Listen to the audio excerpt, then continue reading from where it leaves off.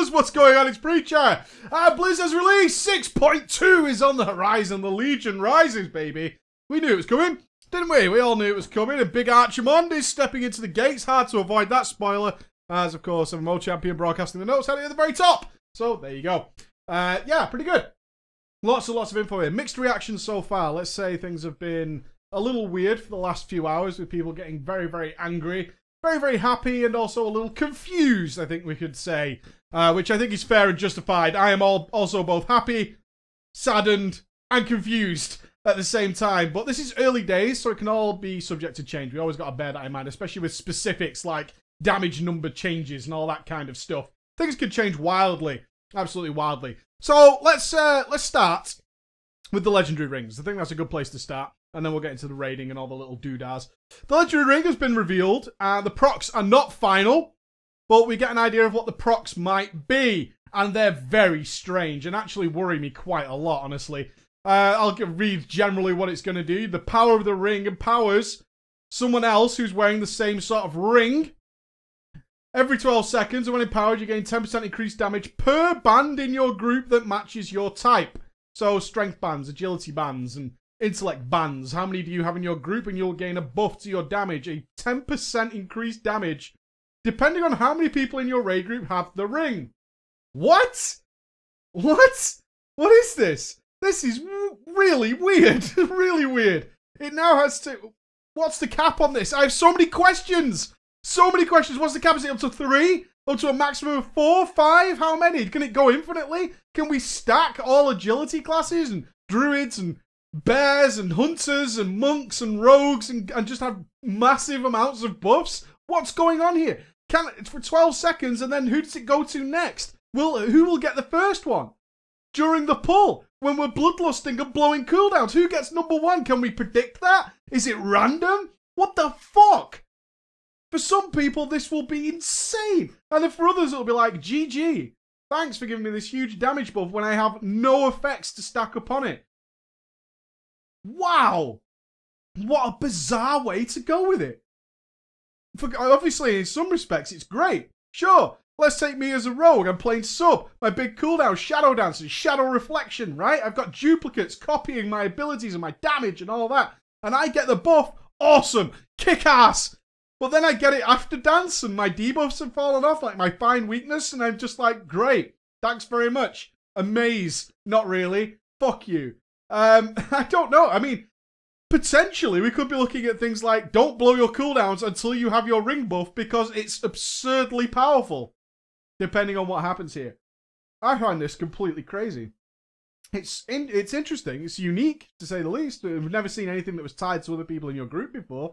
But will it promote class stacking? Maybe.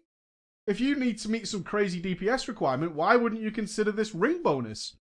Why would you not consider having potentially 20 of these rings stacking up, doing all sorts of absurd amounts of damage for everybody in your group and all taking advantage of it at its maximum potential? Crazy. Absolutely crazy. All caster raids? Pfft, I don't know, dude. I don't know. That is a really, really interesting thing to pop out. So we'll have to wait and see on more information on that. We have to. It has to have a cap at some point so it doesn't promote class stacking. It has to. I would imagine 5 would be reasonable. 5 would make a lot of sense. But let's suppose it is 5. What if we have way more than that in terms of Agi users? And I only say Agi not because I'm a rogue, but because you generally have quite a lot of Agi users in a group. What happens then if you have 7 of those? Do their procs get wasted? Are we missing out on potential DPS by not stacking a couple more intellect users or whatever? Very weird, especially the strength users who tend to be in the weaker side of things. You tend not to have as many strength users in the group. So is it now worth we need to recruit a couple of warriors because we're missing out on legendary ring procs? How weird. How very, very strange. So the legendary rings will be finished in 6.2, and it's very, very curious. We're unlocking the Tanaan Jungle finally, and this is what's also promoted the next debate is this the last major patch of the expansion? Potentially. It's not unthinkable. I don't think Blizzard's happy with WoD at all, which is a shame because it had such promise. It had such potential. And it's definitely becoming clearer and clearer every single day. Less and less people are enamored with the glory that is Warlords of Draenor, mainly down to the garrisons. and the feeling of being trapped there. We talked about that from day one, is that a lot of the stuff to do outside of endgame, which would be sort of high-end arena and high-end PvE, is pointless. Absolutely pointless. There is no worth. There's very, very few people who are taking part in the endgame who give a shit about Apex's crystals or anything along those lines. But they are a minority. Recently, I did some research and found that there's quite a lot of people who do like taking advantage of the gear upgrades from Apexis and all that kind of stuff. And maybe it's okay. But I still think that their approach to that, which is, you know, you can go and collect some quests which are grind out X mobs until the bar fills up. Go to this area and grind out X mobs and click the things until your bar fills up. Not imaginative. To say the least, not imaginative by any stretch of the imagination. So with WoD in that respect, it could be the last major content patch with something to fill the end game until the new expansion is ready. As we've seen, they didn't even launch with Tanaan Jungle. It was scheduled to come out. It's coming now, but it was scheduled to launch with WoD. They didn't have time to complete it, time to finish it. Felt it could be held back. And now what we're seeing is that, you know what? Maybe it's time to get the next expansion out. Maybe we call a day on this, because WoD is, in many ways, ruining various aspects of the game. Like the economy, for instance. The economy is wrecked by garrisons, with people being flooded with gold and providing almost no value to anything else that's being created. As everybody can create the same things, everything's got a cap on it. You can't really go out of your way to make more than anyone else if you want to. If your big interest is professions, garrisons lock you out of doing that. So, it's not unthinkable. It's not unthinkable to say this is the last major content and they really want to push out the new expansion, announce it at BlizzCon, and get WoD out of the way as a sort of test to see some changes, to see if people like things. What do people like out of this? Along with the garrisons then, we have the introduction of the naval missions. Don't know anything about it, so I'm not going to say anything. If it's anything like the current follower missions, will our naval missions be something pretty similar? But it's curious to see as well that they do require you to have the level 3 garrison in order to build the shipyard in order to access Tanaan Jungle. They did say garrisons weren't supposed to be mandatory.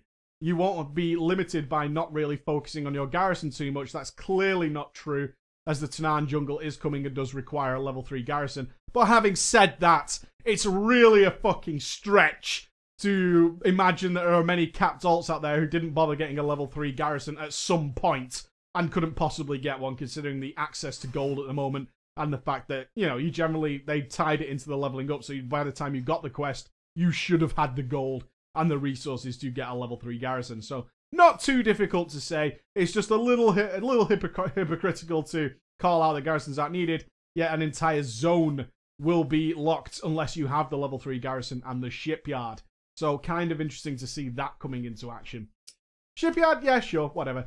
A little saddened to see no mention yet of more improved garrison buildings. We were definitely expecting level 4 buildings and so on and so forth. That might still be to come, just no mention of it yet. I was really looking forward to some announcement of what potentially the level 4 building bonuses will be, so I can swap them around early and get prepared for that. But as of yet, we don't get to see that. What we do get to see, however, is our wonderful tier sets for the next raid tier of Hellfire Citadel. Yeah. I will look forward to the web show where Ghosty can cast his transmoggy fashion sense over it and give us some sort of feedback on that. But I know from my personal taste, yeah, not really. No.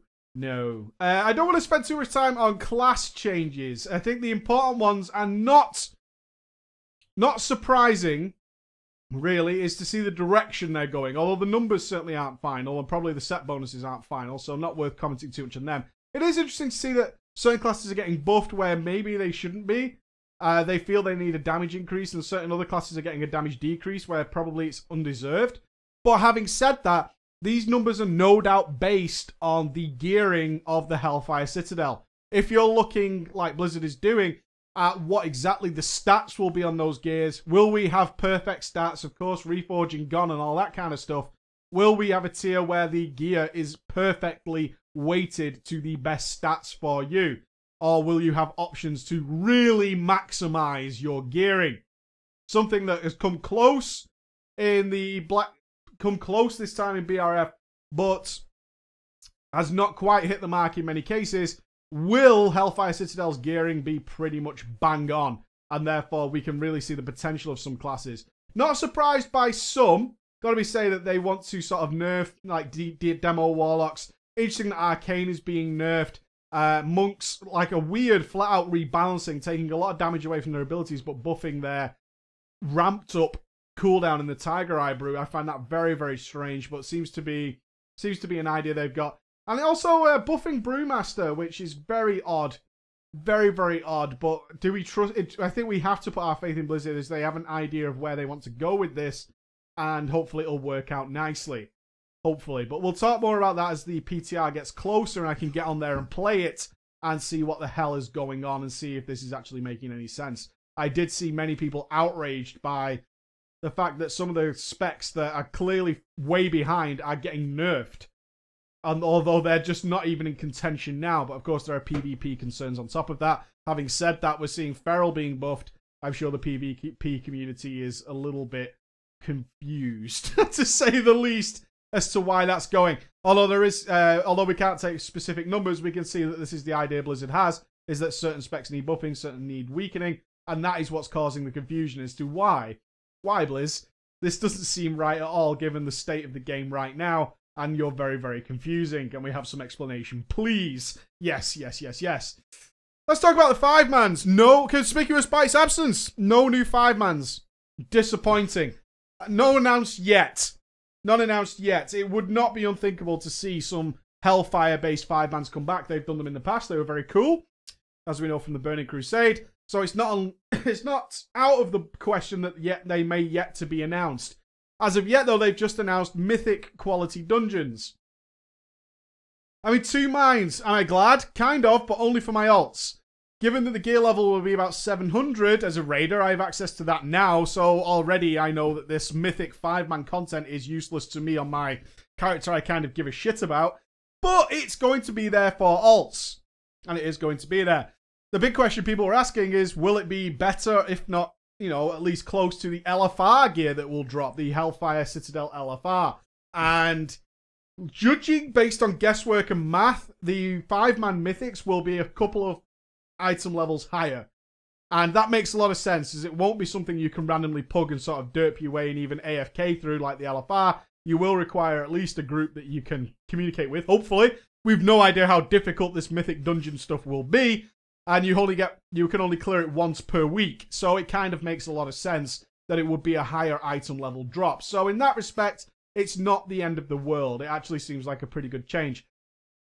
Why no new 5-mans announced, though? With this announcement, if there were going to be 5-mans, I kind of think they should have announced them now. Because the prospect of doing the dungeons we've already been doing since the start of the expansion slightly harder doesn't really tickle my balls all that much. I don't know about you guys. Some people seem very excited about this. Like, yes, 5-mans will be worth. 5-mans will absolutely be worth now. True, I will happily do them on my alts. If there's a group going in guild, I will certainly jump in to get some 700 item level gear or 680. But it would have been nice that there was something other than gear as a reward. Gear is a fine reward. It really is. But give me a reason to go my main. Give me some content to do outside of raiding. The fact that I raid actually defeats the rest of the game for me. And that's the problem a lot of people are running into. This doesn't help that. In fact, none of the things in the announcement for 6.2 at all, besides an actual new raid tier, actually solve this issue, is there is nothing to do outside of raiding. Right now, I don't need them, and I certainly won't need 5-man mythic dungeons, so I have no reason to go on my main character, which is obviously the one I want to play more of. Where's the stuff that isn't just gear or crystals or useless stuff that's only intended to provide stuff that's pre-doing any endgame content? It really, really, really seems. And the sadness of it is that if you take part in endgame content at the moment, in the current state of the game, you quite literally remove yourself from any content outside of that. And that's not the way it should be. It really should not be like that. So the mythic dungeons don't solve that. I'm kind of glad to see them there, but just for alts, really. Just from my point of view, I wouldn't even play them if I weren't doing guides for you guys. I couldn't care less. So as much as people love alting and doing all that kind of stuff, it's a nice buffer for those to jump into the 5-mans once a week. I'm sure it will promote that, but I would have absolutely loved something to do on my main. Now, you might say, well, what about Tanaan Jungle, Preacher? Maybe there's something really good in there. Unlikely. It looks like it may be Timeless Isle-ish. And if you had a character, your main character, which was decently geared and all that kind of stuff, that kind of content you know is not going to be that relevant to you. It's great, again, for alts. For alt characters. And if that's the push they're going with, well, I do think it's the wrong way to go. I would much rather play my main and level my alts in my free time or wherever I just feel like playing some WoW and chilling out. Creating a whole bunch of content that's just around that and nothing for main characters, I think is a little bit on the weak side. I'm personally just not into it. No big PvP stuff announced, no new BGs, although it's still yet to come as well. There might be new 5-mans, we don't know yet. Removals. Amplify Magic has been removed. Aspect of the Fox has been removed. Now, I'd be surprised if the actual raiders were genuinely surprised that Aspect of the Fox is going. It is the most powerful outside of Bloodlust cooldown in the game. Easily. Easily. It's ridiculously powerful. The changes that occur when you allow casters and healers to be able to move and maintain full DPS in a period of time where they shouldn't be able to is immense. It's really one of those raid buffs that some people just don't quite grasp how powerful it is. Aspect of the Fox is insanely powerful. It's crazy powerful. And I'm not surprised to see it go. Amplify Magic? What? Why? Why? It's a very short-term buff that really just kind of helped pull people out of a rough spot. And it wasn't ridiculously overpowered. I mean, we can run 2 to 3 mages in my raid group, and Amplify Magic gets used, don't get me wrong. But is it a game changer? Not really. No, not compared to normal healer cooldowns. It can help with mistakes, and I have no problem with that. I really don't. I don't have an issue with a spell that can help short-term with a temporary mistake that helps get the raid back up. It certainly was nowhere near the level of Aspect of the Fox. And it might just be that Blizzard's saying, we said that DPS should not play an integral role in raid cooldowns. That should be down to the healers. The healers should be sorting that out. That's why they've all got them in some fashion. So if they're sticking to their guns on that, then yeah, I see why you're removing it. You gave mages this extra buff that was designed to help healing. Why did you do that when you were removing all this stuff? The same with the hunters. Why did we give hunters this huge cooldown? Did they need it? No, they already have access to things like Bloodlust and all that kind of stuff. They can do that. So very curious to see that Amplify Magic is going. And it seems that they are just sticking to their guns and saying, fuck you. You're a DPSer. You're not supposed to be contributing in some way towards the healing output of the raid. You're not supposed to be doing that. So we're going to take it away. Okay. I mean, it's one of those things that'll be sad to see go, but I don't think anyone's going to be more... I don't think anyone is going to be more upset than probably the Ranged to see Aspects of the Fox go. I'm sure there'll be tears cried over that, but I totally get it. I totally get it. I don't think... I think a lot of people who will be like, this is bullshit, maybe don't understand exactly how powerful that spell is, and the severe worries that Blizzard mentioned months and months ago about raids and guilds stacking hunters just to have more Aspects of the Fox. And that is a thing. Whether you realized it or not in your raid group, it was certainly a big concern. A huge concern. So with 6.2's initial announcements, it's a mixed bag. It's an absolutely mixed bag. I do end up walking away from a lot of this information with just pure confusion. Some of it makes sense and I can see why it's happening and why it's justified, but I can't wrap my head around some of the other changes. I can't wrap my head around why there is no content coming out which is relevant to people who are playing a main character, which is the big problem a lot of people are having. It's easy to say, look at the numbers and say, hey, people are playing alts more than ever in WoD. Well, that's because of garrisons. That's because there's nothing to do on your main. If I log into my rogue now, there is nothing for me to do in the game. Unless I decided to focus on a different path. If I decided to go pure PvP, I would have to change my entire idea of what I enjoy about WoW. In terms of things I enjoy, there is nothing for me to do because it's all pointless. Why would I want to go do Apexis dailies? What the fuck reason would I have to do that? And 6.2 seems to be sort of very, very alt-focused. Hugely alt-focused. but some of it is quite cool. I'm looking forward to the Hellfire Citadel. I genuinely am. There's some bosses in there that we're seeing again that we've obviously seen before, including Mr. Archimon, and I'm fine with that. I had a great time with the Archimon fight. I've no doubt it's been changed dramatically to be no doubt be rather more insane than Doomfires. For those of us who ever progressed on the Doomfire, will no doubt have great memories. Perhaps the Tears of a Loon will make a comeback. That would be hilarious to see that come back. But a lot of reusing of models. It does feel lazy. It does. It does feel lazy. The tier sets do look lazy. There are some new models in there, but in general they have the same theme. It's nothing we really haven't seen before. A little bit of a sparkle and spit shine on some of them. But other than that, yeah, it's a mix and match. It's a mix and match. Nothing that's mind-blowing right now. I would like to be as excited as I'm seeing some people are about things like the Mythic 5-mans, but no, I'm not. Mythic Skyreach, I couldn't give a shit. Mythic Grimrail, I couldn't give a shit. And the only reason I remotely give a shit is, sure, it gives nice high-level loot, reasonably high level, to my alt characters. And that's the only reason. That's it. In terms of my actual main playing of the game, it means absolutely nothing. And no doubt to many others, it means very, very little. Even if you're not raiding Mythic, which is the vast majority of people, getting up to a reasonably high item level now, sort of 680 to 690 and 690 plus, ain't that hard.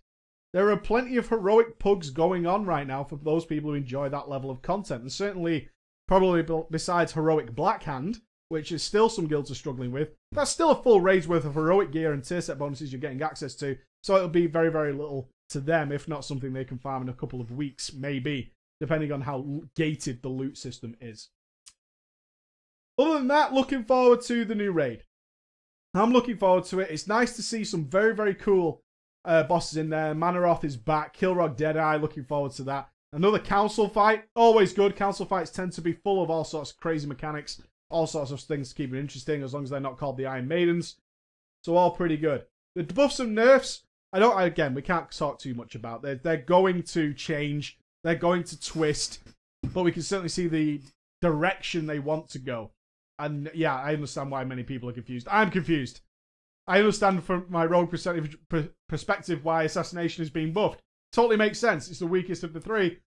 But does combat need a buff? Maybe single target, but we don't use it for that anyway. So very, very confusing on that front. All right, guys, that's a 6.2 overview. I think we've covered most things there that I think are relevant. Other than that, let's wait and see. I'll be keeping a close eye. I'll be on the PTR when I can and see what we can fire out. All right, guys, thank you so much. I'll see you again. Bye-bye.